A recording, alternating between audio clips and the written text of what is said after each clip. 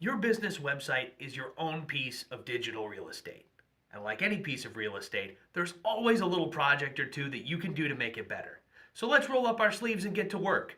It's your website home improvement tip from Super Web Pros. Today's website home improvement tip is to use compression to your website's advantage. So the constant battle that you have in your website is the more compelling your content, the cooler your coding, or the more compelling your images are, it can have a negative impact on your speed.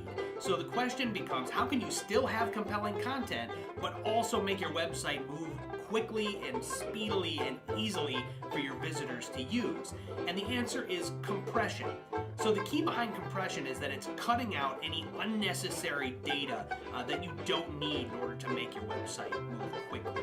So in coding, that can be trimming down white spaces or compressing text in order to reduce how many bytes it takes to actually get your website to do the things that you need it to do.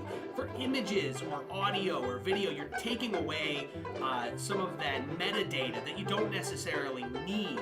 Your user's still going to get the exact same experience, but it's going to be a lot slimmer of a file size. So that means that your website can move faster.